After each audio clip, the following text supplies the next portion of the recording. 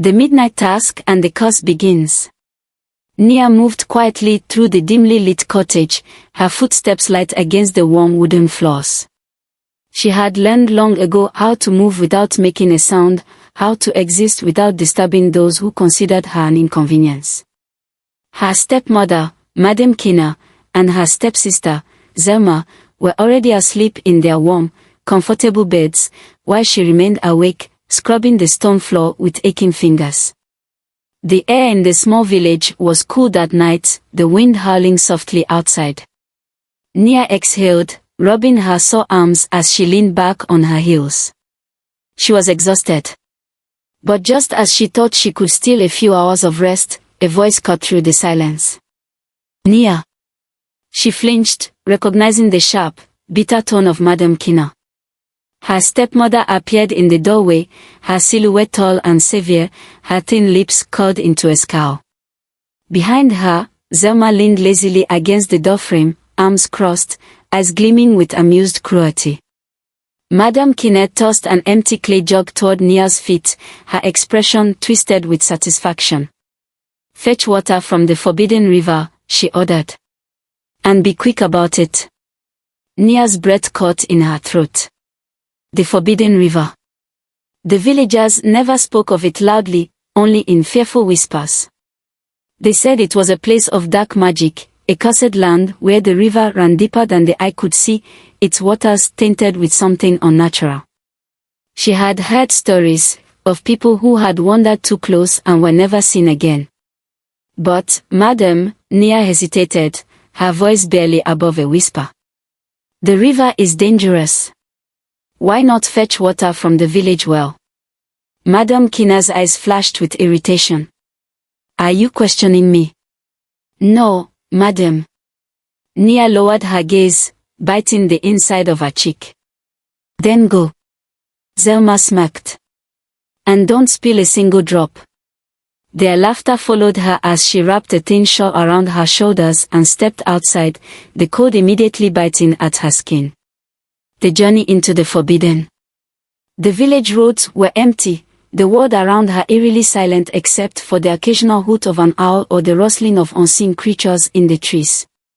Nia clutched the jug tightly as she made her way past the last cottages, where the dirt path gave way to thick, towering trees. The deeper she ventured into the forest, the more unnatural everything felt. The trees stood impossibly tall, their branches twisting in shapes that almost resembled clawed hands. The further she walked, the more the air felt thick and heavy, as though the forest itself was watching her. Then, at last, she reached the forbidden river. A strange mist hung over the water, curling like ghostly tendrils over the surface. The river was unlike any she had ever seen. It didn't reflect the moonlight like normal water should. Instead, it glowed faintly, shifting between silver and blue, as though something alive was stirring beneath. A deep, unsettling whisper rode the wind. "Who dares disturb the river?" Nia gasped, spinning around. But there was no one there. Her heart pounded as she stepped toward the water's edge. The river hummed softly, as if calling to her.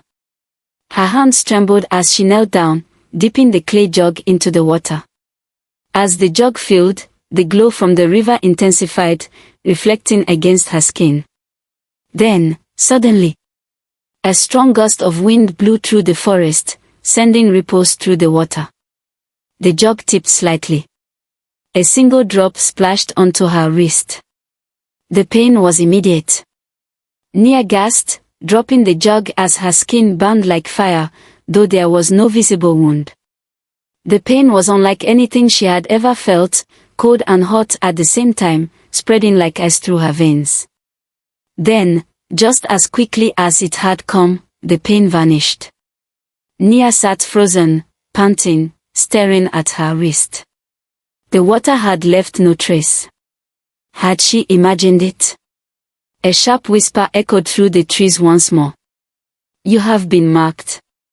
Nia scrambled to her feet, her pulse hammering in her ears. She grabbed the now-filled jug and turned, running as fast as her legs would carry her. The trees seemed closer than before, the path darker, the air thicker with an unseen force. She didn't stop running. Not until she reached home. The curse begins. By the time Nia slipped through the cottage door, her breath was ragged, her hands shaking. Madame Kina and Zelma were waiting for her, both lounging near the fireplace. "You took too long," Madame Kina scolded. "Did you spill any?" Nia shook her head, struggling to keep her voice even. "No, madam." Zelma scoffed. "Then go to bed, you look awful." She didn't argue. She just wanted to be alone. As soon as she reached her small, cold room, she collapsed onto her thin mattress, pressing a hand against her chest. She still felt odd. Her body tingled, as though the strange water was still inside her, twisting through her veins. A wave of cold slithered up her spine. She pulled her blanket tighter around herself, trying to shake the feeling. But as she lay there in the darkness, her pulse slowing, her breath steadying, a shadow moved in the corner of the room. Nia's breath hitched. Then, the whisper came again, soft, almost gentle. "Your fate is sealed." A chill unlike anything she had ever felt settled deep in her bones. And for the first time in her life, Nia knew true fear, the transformation and the village panic. The morning after her terrifying experience at the Forbidden River, Nia awoke to a feeling unlike any she had ever known. At first, it was subtle. A strange tingling under her skin, a cool sensation that spread through her bones like water coursing through a dry riverbed. She rubbed her arms, trying to shake the feeling. Then she saw them. Scales. Small, dark green scales had begun to form along the soft skin of her arms, glistening faintly in the morning light. Nia's breath hitched. She ran her hands over them, heart pounding. The texture was smooth yet firm, like the hide of a snake. Her fingers trembled as she scratched at them, but they would not come off. They were not something she had touched, they were a part of her. A cold dread coiled in her stomach. She yanked the torn blanket around her shoulders, hiding her arms beneath the fabric, breathing deeply. "It's a trick of the light. It's just that." But deep inside, she knew the truth. Something was happening to her. Something unnatural. A growing power. Days passed.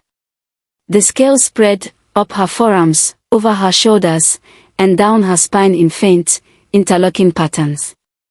But it wasn't just her skin that was changing. Her senses sharpened. She could see further, even in the darkest hours of the night. She could hear the faintest whispers from the villagers across the fields, their words carried on the wind. And she could feel the earth.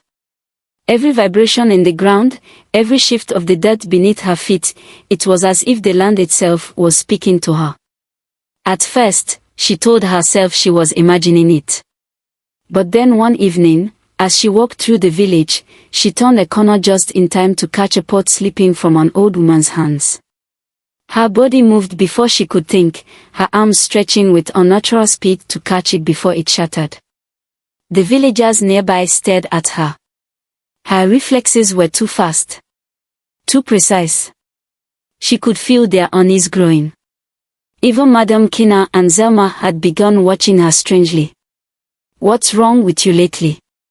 Zelma scoffed one afternoon as Nia moved past her in the kitchen. "You slither around like a snake." The word stabbed at her, but she forced herself to remain calm. She couldn't tell them. She couldn't tell anyone.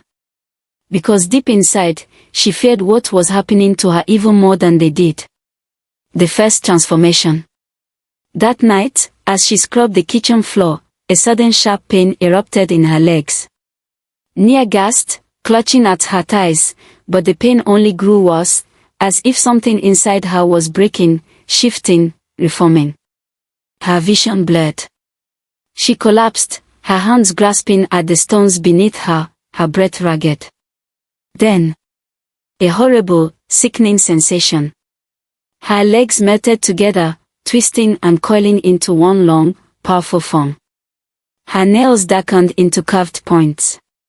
Her spine stretched, her ribs shifted, and her skin rippled, the soft curves of her human body giving way to something else entirely. A giant python now lay where she had been. A monstrous, scaled creature, its body thick and powerful, its coils pressing against the walls of the small kitchen. Nia could still think, still feel, she was herself, but trapped inside something otherworldly. She had become a snake. Terror surged through her. She had to hide. Slithering toward the darkest corner, she coiled into the shadows, barely daring to breathe. Minutes passed. Then, slowly, her body shifted again. Her human form reappeared, her limbs aching, sweat covering her body. She lay there on the cold stone floor, gasping. The realization hit her like a crashing wave. She had no control over when it happened. Discovered. Days passed, and Nia lived in constant fear. What if she transformed again? What if someone saw her? She avoided the villagers, speaking as little as possible. But no amount of caution could protect her from what was coming. One evening, as she was washing dishes in the kitchen, another sharp wave of pain tore through her body. No. Not now. She clenched the counter, gritting her teeth. She needed to fight it. But the shift was too strong. Her legs fused together, her skin hardened, and in a matter of seconds, the transformation was complete. The python coiled in the center of the kitchen, its dark eyes gleaming in the dim candlelight. Then, a scream. A loud, blood-curdling scream. Zelma stood frozen at the doorway, her face pale with horror. For a long moment, neither of them moved. Then Zelma stumbled backward, knocking over a clay pot, her hands shaking as she sprinted out of the room. Mother! Mother, come quick! A monster! Nia panicked. She slithered toward the shadows, her heart racing, her mind screaming for her to turn back. The door slammed open. Madame Kina and several villagers burst in, holding torches. And the moment their eyes fell upon her, they gasped in horror. A witch, one of them whispered. She's been cursed, another muttered. Madame Kina's face twisted with disgust. I knew there was something unnatural about her. The whispers turned into shouts. She must be cast out. We can't let her stay among us. Before she curses the whole village. Nia felt her chest tighten. The people she had known her entire life, the ones she had served, the ones she had obeyed, now looked at her with fear. They wanted her gone. The village elder's judgment. Just as the crowd's anger grew to a breaking point, a deep, commanding voice cut through the noise. Silence. The villagers turned as an elderly man stepped forward. His long white robes and weathered face immediately silenced the chaos. His presence alone demanded respect. It was Boba Oro, the village elder.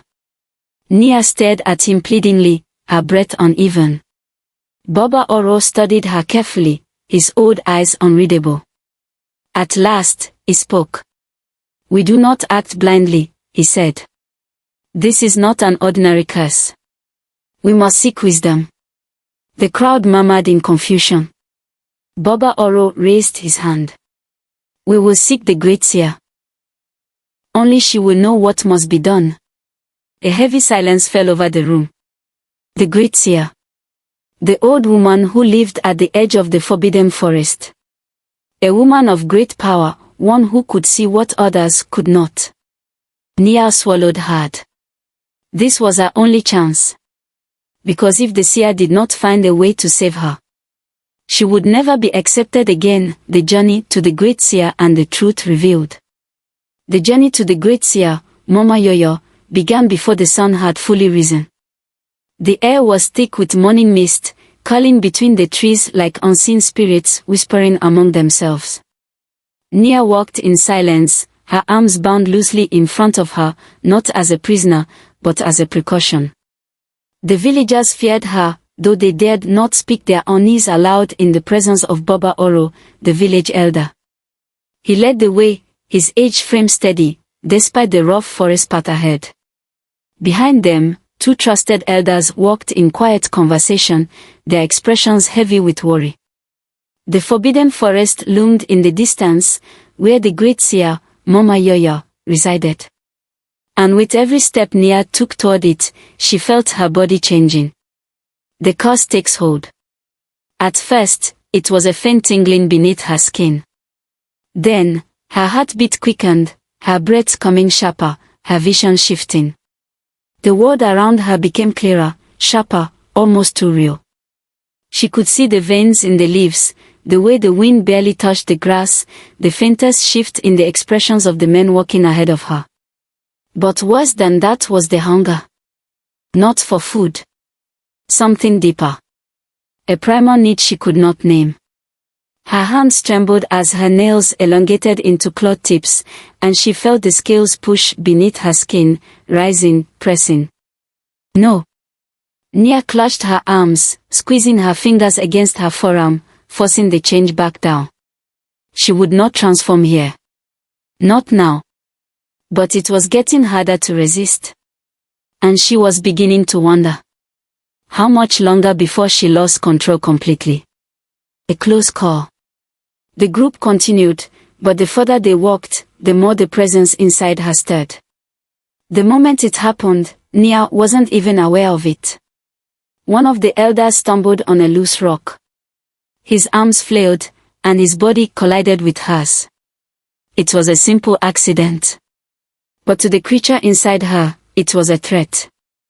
Before she could stop herself, her eyes darkened, her limbs twisted, and her body lunged forward. A deep hiss escaped her throat, and in an instant, she had the man pinned to the ground, her fingers digging into his shoulders. A choking silence filled the air. The elder's eyes went wide with terror. Baba Oro's staff struck the earth, his voice commanding. Nia! Control it! The words snapped her back. She gasped, stumbling away from the terrified elder, her body shuddering as it fought the transformation. She had almost attacked someone. But the worst part. Somewhere deep inside, she had felt the urge to bite, to strike, to do what a serpent does. And yet, she had resisted. Why? What was stopping her? Arrival at the seer's hut. The rest of the journey was in silence. When they finally arrived at Mama Yaya's hut, it was as though they had stepped into another world. The trees grew thicker here, their roots intertwining like the embrace of something ancient. Strange wind chimes made of bones and beads dangled from the branches, clinking softly in the wind. A thick herbal scent filled the air, almost intoxicating. And then, she saw her. Mama Yoyo. She sat cross-legged outside her hut, her dark wrinkled skin painted with sacred symbols, her grey dreadlocks wrapped in a cloth of deep indigo. Her eyes, clouded with wisdom beyond time, studied Nia as if she had been expecting her. She smiled. So, the river has finally chosen. The truth about Nia's transformation. Nia's legs nearly gave out. Baba Oro bowed his head in respect. Mama Yoyo, we seek your guidance. The girl, she carries a great curse. She is a child of the forbidden river, Mama Yoyo interrupted, still watching Nia with an unreadable expression. Nia's lips parted. A child of the river. Mama Yoyo stood, her old bones cracking, and motioned for Nia to come closer. The moment she touched Nia's arm, a cold shock ran through her body. The scales shimmered beneath her fingertips, and Mama Yoyo let out a knowing hum. Yes, the old woman whispered. I see it now. The fire beside her crackled, and Mama Yoyo motioned for them all to sit. Then, she spoke the words that changed everything. You were chosen by the spirit of the forbidden river. A gift, not a curse. Mama Yoya explained that the Forbidden River was not just any river, it was a guardian of balance, a sacred force that only marked those with pure hearts. It has given you power, she said. Power that many would kill to possess. Nia's hands trembled. But it feels like a curse. Mama Yoya gave a sad smile. That is because you do not understand it yet. She pointed at Nia's chest. The serpent inside you is neither good nor evil. It is a force. And if you do not learn to control it, to embrace it, it will consume you. Nia felt the weight of those words sink in. She was fighting something that was now a part of her. And she was losing. A warning of dark forces. But then, Mama Yaya's expression darkened. She reached out, brushing her old fingers over Nia's forehead, as if reading something unseen. And suddenly, her eyes went wide with alarm. The shadows are moving. The air turned colder. Mama Yoya withdrew her hand, her lips pressed into a thin line. There are those who fear what you are becoming, child. And there are others who will seek to use you for their own purpose. Nia's chest tightened. Who? She whispered. Mama Yoya didn't answer right away. Then, she said. Those closest to you. The threats from within. Back in the village, Madame Kina and Zelma were furious. They had expected Nia to be cast out, to be rid of her forever. But instead, she had been taken to the seer. She should not have come back, Zelma hissed. Madame Kina's face twisted into an ugly scowl. She won't.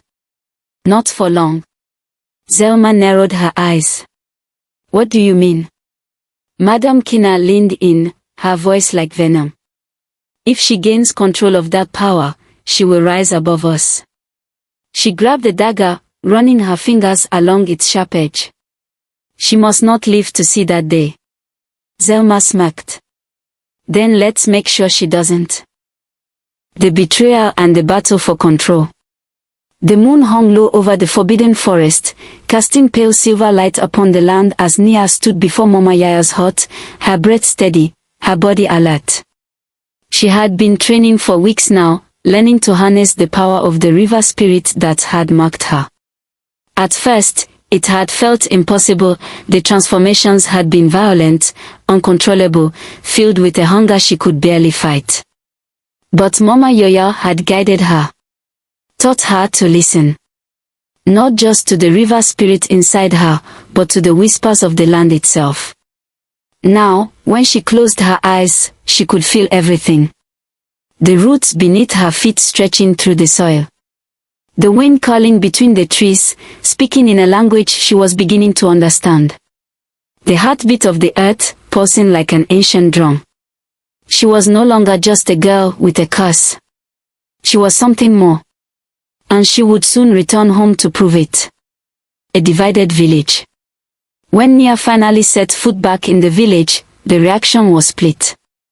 Some villagers, especially the elders and the kind-hearted, looked upon her with awe. They had heard the stories, how she had been chosen by the river, how she had survived her transformation, how she had not harmed the soul despite her power. To them, she was a miracle. But others, led by Madame Kina and Zelma, saw her as something else entirely. A threat. She has returned with dark magic, Madame Kina whispered to a gathering of villagers. She pretends to be one of us, but she is a monster. And what do we do with monsters? Fear spread quickly. Soon, whispers turned into shouts. Some believed Madame Kina's lies, saying Nia's return could bring destruction. Others stood by her side, defending her against the accusations. The village was divided. But Madame Kina was not finished. If words were not enough to turn the people against Nia, then blood would be. The hunter's trap. That night, as Nia rested beneath an old acacia tree, feeling the pulse of the earth beneath her, they came. A group of hunters, their faces masked, their spears sharp, their movements silent as death. Madame Kina had hired them, men skilled in the art of killing, men who knew the weaknesses of all creatures, even the unnatural ones. They moved through the darkness, their hearts filled with fear and greed, eager to spill the blood of the girl-turned serpent. As they closed in, Nia's eyes snapped open. She could feel their movements. The weight of their footsteps against the soil. The heat of their breath in the cold air. The quickening of their hearts as they raised their weapons. And then, they attacked. Nia's awakening. The first spear rushed toward her chest, aimed to kill. But before it could strike, she shifted. In an instant, her body unraveled, twisting, stretching. Her skin turning into gleaming emerald scales, her bones elongating, her eyes burning with golden fire. The hunters froze in pure terror as the gigantic python rose before them, its body coiling like a living storm. Nia hissed, her voice a deep, ancient vibration that shook the air around them. The hunters staggered back, their hands trembling around their weapons. But she did not attack. Instead, she stared into their eyes. And as she did, she reached inside them. Not with fangs. Not with claws. But with fear itself. A power she hadn't known she possessed spread from her gaze into the minds of the men before her. They saw things. Visions of great serpents rising from the river. Shadows swallowing them whole. Their own screams echoing into the night. One by one, the hunters dropped their weapons and ran. None dared to look back. None would ever hunt her again. A desperate gamble. But Madame Kina watched from the shadows. She had expected Nia to be killed. Instead, she had witnessed something far worse. Power. Nia had power, and if left unchecked, she could rise beyond anything Madame Kina could control. She could not let that happen. So, as the hunters fled in disgrace, Madame Kina made her way into the deepest part of the forbidden forest, where only the desperate and the doomed ever dared to go. She sought out the one man who could help her now. Anzalo, the dark sorcerer. A deal with darkness. Anzalo lived in a ruined temple, its walls covered in dark symbols, its halls echoing with whispers of forgotten spirits. He was a man of shadows, his face hidden beneath the hood of a blood-red robe, his eyes glowing with unnatural hunger. As Madame Kina entered his domain, he lifted his head, his smile sharp as a blade. "I wondered when you would come," he murmured.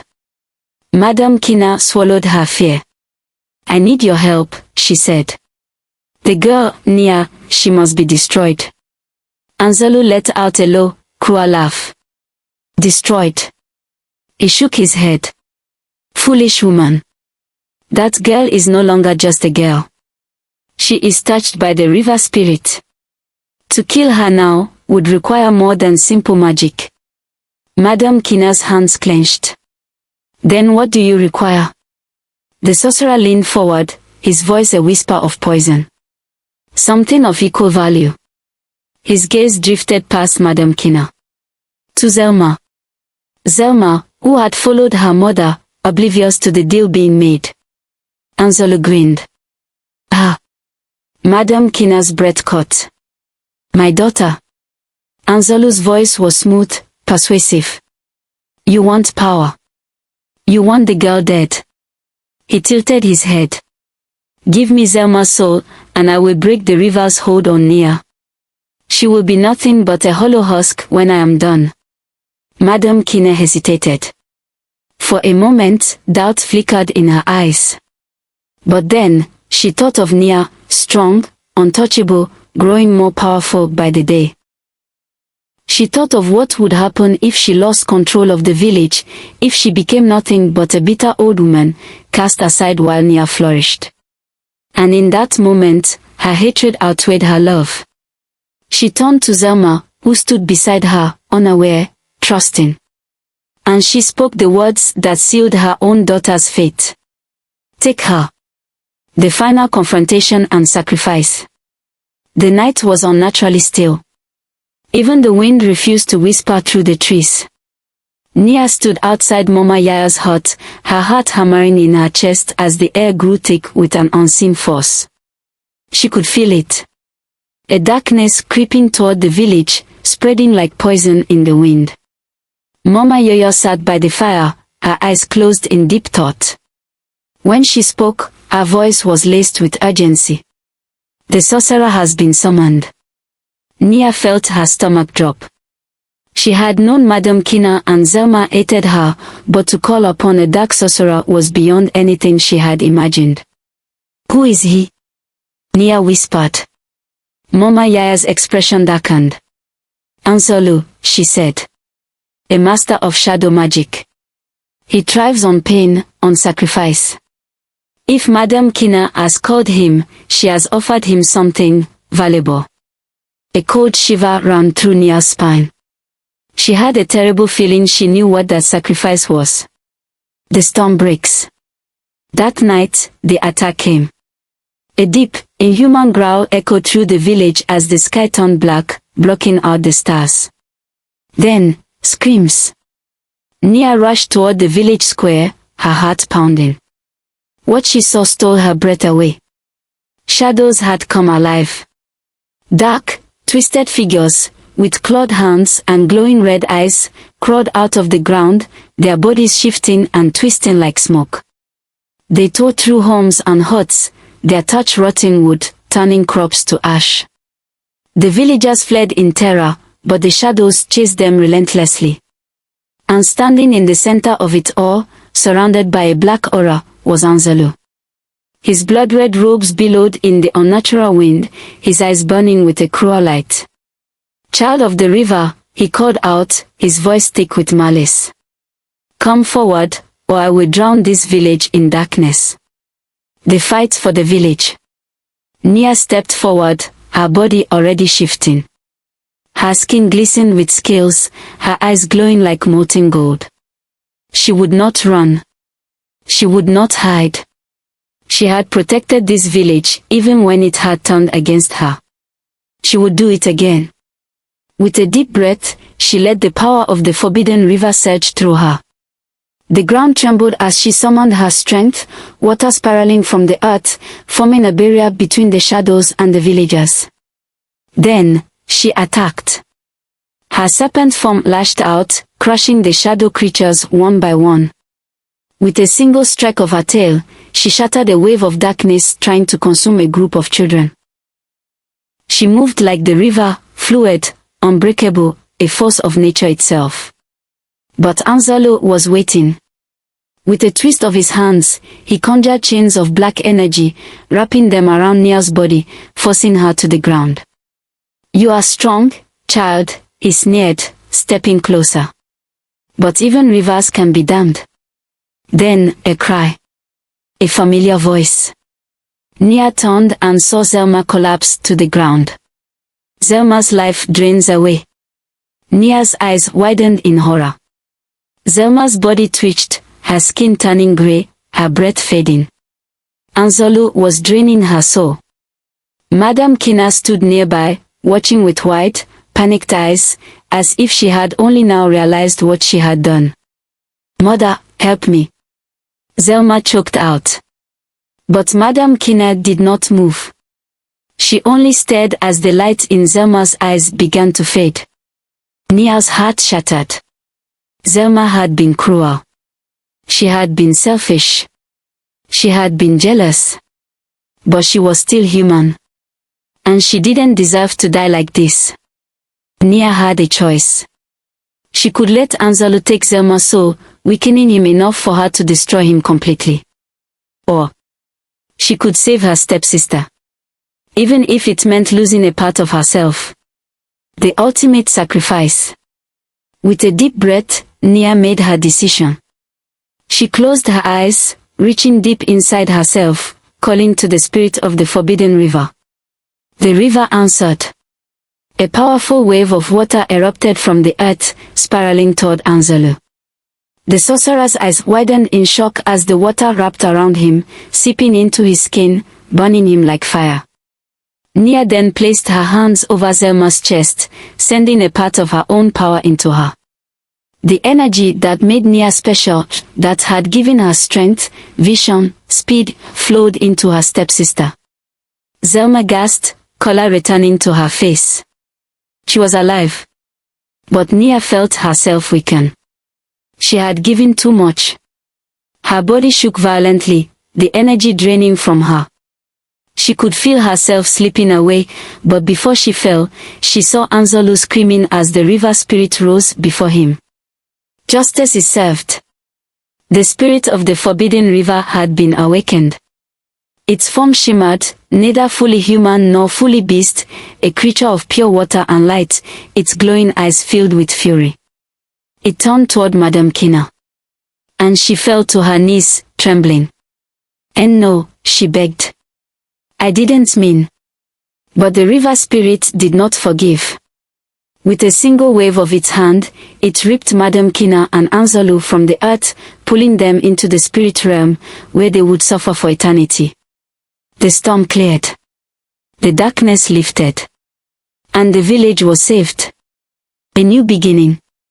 As the villagers gathered around, they saw Nia collapse, too weak to move.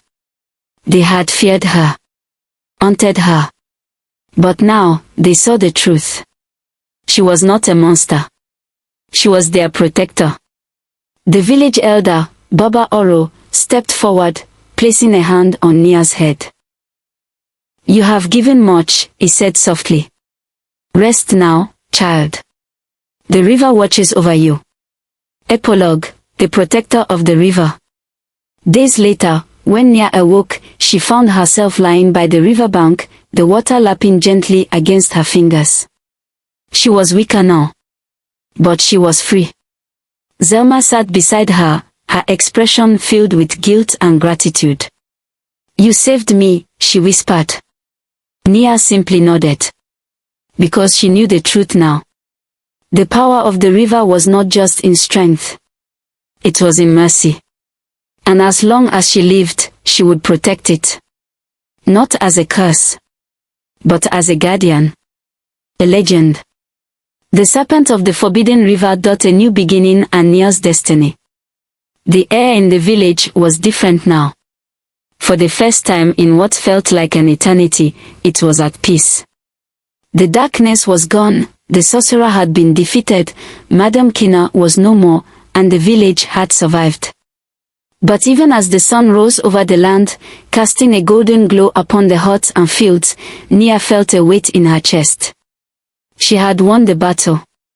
But now, she had to decide who she would become. Zelma's plea for forgiveness. The village was silent as Zelma stepped forward, her face pale, her eyes red from crying. For so long, she had resented Nia, mocked her, belittled her, made her life a living nightmare. And now, Nia had saved her life. Not just from Anzalo, but from herself. Zelma fell to her knees before Nia, her shoulders shaking. I don't deserve your forgiveness," she whispered. "I let my jealousy turn me into something horrible. Her voice broke. "I almost lost myself." The villagers watched in silence, waiting for Nia's response. Baba Oro stood nearby, his wise eyes unreadable. Even Mama Yoyo watched carefully, knowing this moment would define Nia's path forward. Nia took a slow breath. Zelma was right, she had been cruel. She had watched without mercy as Madame Kina made her suffer. But Nia had seen what hatred could do. It had consumed Madame Kina. It had led her to trade her own daughter's soul for power. And Nia would not let herself follow that path. She reached out a hand, pulling Zelma to her feet. "I forgive you," she said softly. A gasp rippled through the crowd. Zelma's eyes widened. "You, what?" Nia's gaze was steady. "But forgiveness doesn't erase what happened," she continued. "It doesn't change the past. Only what we do now can." Tears rolled down Zelma's cheeks, and for the first time, Nia saw not a rival, not an enemy, but a lost girl, trying to find her way. "I will earn it," Zelma whispered. "I promise." The village is awakening. The village elders stepped forward, their faces etched with deep thought. For years, they had feared Nia's powers. They had let rumors and superstition turn them against her. But now, they had seen the truth. She had saved them all. One of the elders, a woman named Mary, stepped forward, bowing her head. Nia, we have wronged you, she said. We let fear blind us. But you have shown us what true strength is, not just power, but mercy. Another elder nodded. You could have turned against us. But you chose to protect us instead. Slowly, one by one, the villagers knelt before her. Not out of fear, but out of respect. Nia felt her throat tighten. For so long, she had been an outcast. A curse. But now, they saw her for who she truly was. A protector. A guardian. And as Baba Oro stepped forward, his old eyes filled with pride, he lifted his staff and spoke the words that would forever mark her place in history. From this day forward, Nia is the protector of the Forbidden River. A bridge between the human world and the spirit realm. The villagers cheered, their voices ringing through the sky. Nia closed her eyes, letting the weight of his words settle over her. For the first time in her life, she was not afraid of what she had become. She embraced it. A guardian's purpose. In the days that followed, Nia took her place among the people, not as a servant, not as a monster, but as their guardian. She used her gifts to heal the sick, to bring rain when the fields were dry, to speak to the spirits when the village needed guidance. She was no longer bound by fear. She walked freely, her golden eyes shining with quiet strength. And the legend of the girl who had turned into a python became a story of strength, sacrifice, and redemption. For generations, children would sit around the fire, listening as the elders told the tale of Nia, the serpent of the Forbidden River. The girl who had embraced her destiny. The girl who had turned pain into power. And the girl who had chosen mercy over vengeance. Because true strength wasn't just about winning battles. It was about choosing the right ones to fight. The end.